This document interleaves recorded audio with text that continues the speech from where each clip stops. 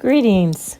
I am so pleased you are tuning in to Naturally Inspired with Robyn Bridges, a place to explore and deepen your own connection to the natural world, both within and without. Together we will be activating the path of direct experience through meditations, outdoor invitations, readings, and guests who can further enliven us to the power and beauty of living consciously. I would like to read to you from my book, Turtle Medicine, The Art of Swimming Sideways. I'll read you a few selections, so make yourself comfortable, settle in, and here we go. I became captivated by turtles from the moment they first began swimming into my consciousness. Their self-sufficiency, soft presence, and innocence astounded me. Their large black eyes and turned-up noses activated my mother instincts, and their wide oblong bodies won my admiration for their ability to navigate rough seas. I felt a distinct calling from their innate qualities directly into my heart and mind. The Hawaiian name for these engaging turtles is Honu, H-O-N-U. They are the green sea turtles of the Hawaiian Islands. Though recently endangered, they are making a gradual comeback. For many, Honu represent longevity, safety, and mana, meaning spiritual energy. Many native Hawaiians think of them as the bearers of good luck and peace, sometimes even worshiping them as ancestral spirit guides whose wisdom protects the Hawaiians all their lives. With such human reverence, it is not surprising that Honu creates such a powerful sense of awe and magic. While bitter winds drift into my homeland of Montana, I have migrated far south, snorkeling in the late afternoon, just north of the busy south shore of Kauai Poipu Beach.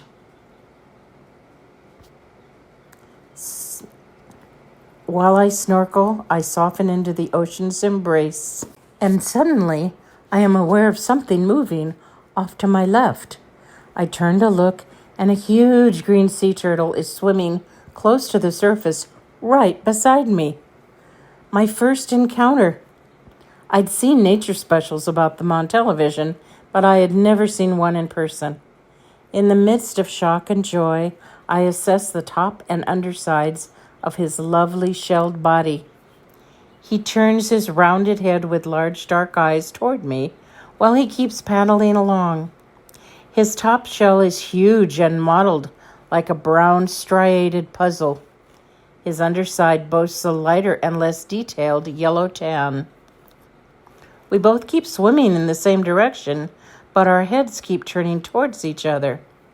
Soon I stop mentally absorbing him and move into some kind of an altered state. I become transfixed, mesmerized.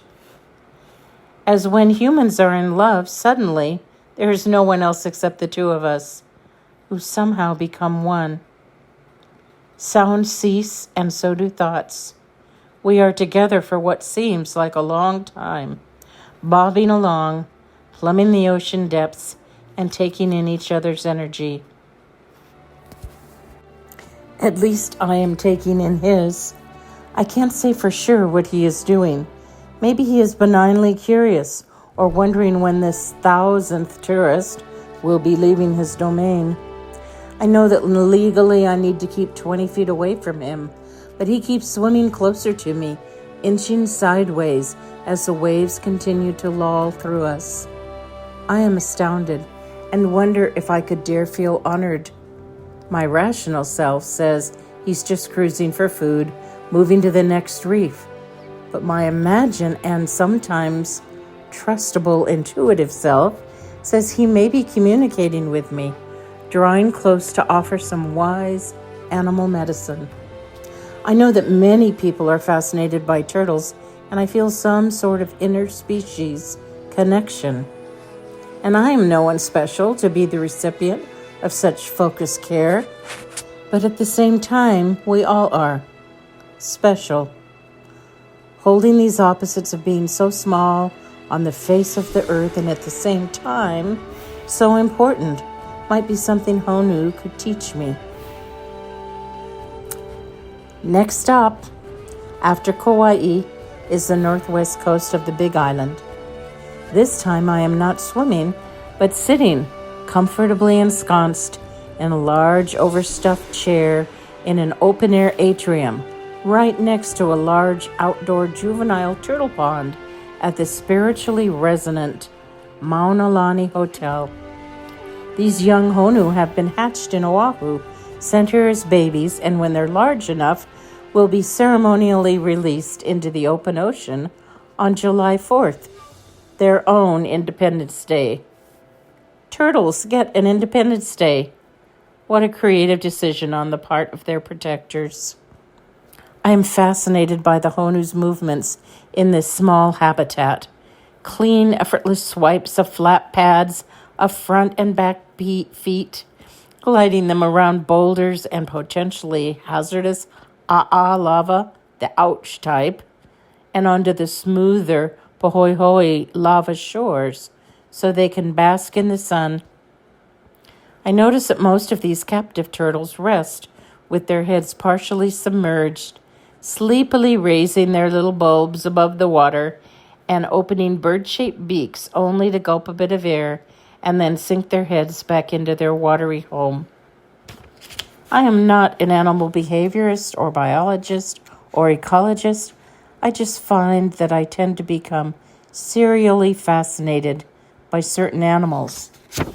So, while I have researched a bit about my newest loves, turtles, and have convened with the knowledgeable staff at this ecologically aware hotel, I write primarily from lessons and metaphors that I have received while gazing at turtle behaviors, lessons which have taught me how to live well.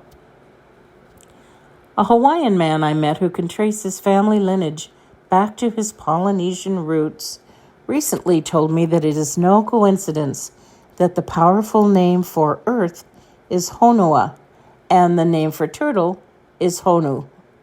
He explained that his culture recognizes that we carry the earth as our shell, the way Honu carries a map of the earth in the patterns of its own shell. Certain other indigenous cultures, especially North American Indian tribes, also have a similar description of turtles as carrying the earth on their backs. Cultures who have turtles swimming in their waters seem to keenly feel the importance of these watery citizens. Though I will never know the depths of this embedded appreciation the way a Hawaiian does because of my own rather disenfranchised Northern European ancestry, I search for belonging.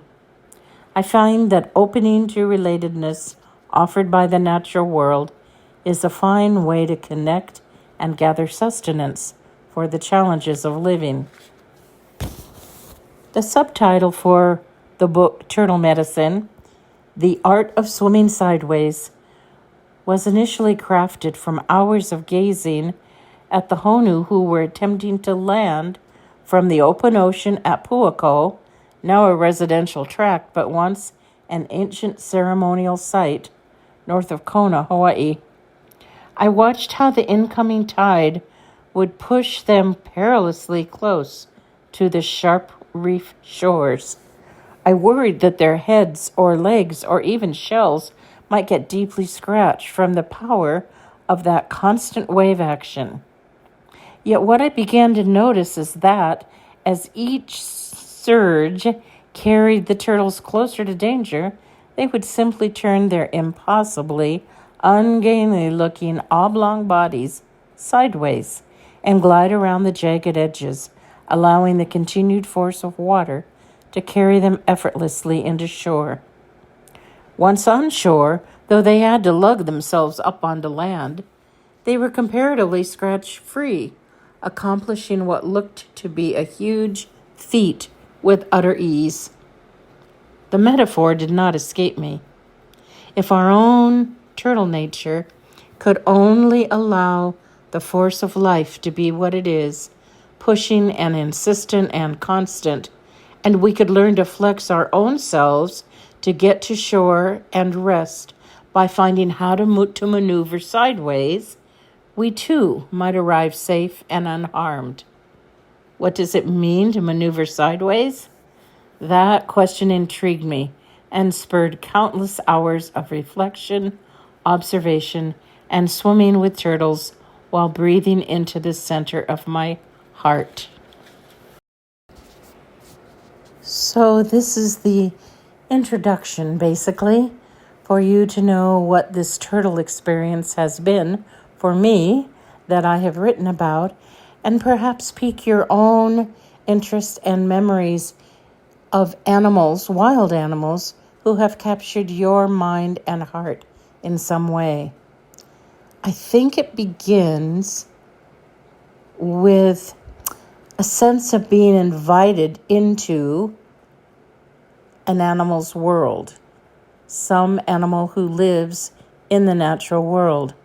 And once you've seen, heard, felt, intuited that invitation, your life will never be the same.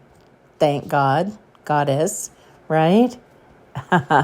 Because once you've been invited in, you will effortlessly begin discovering and being taught all the beautiful qualities that that animal has that will be of benefit to you too.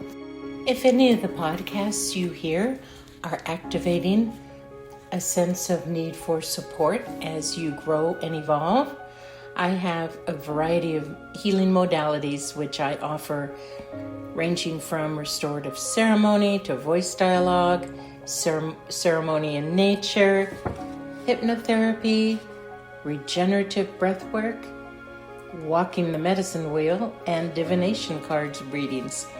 So you can find out more about those on my website, robynbridges.com, Robyn with a Y. So thank you for joining us today on Naturally Inspired with Robyn. And may the content that you have received bless your body, your mind, and your spirit throughout the day and until you tune in again. Please do subscribe to this podcast. It is helpful in so many ways to do so. And share this episode with a friend. Many blessings.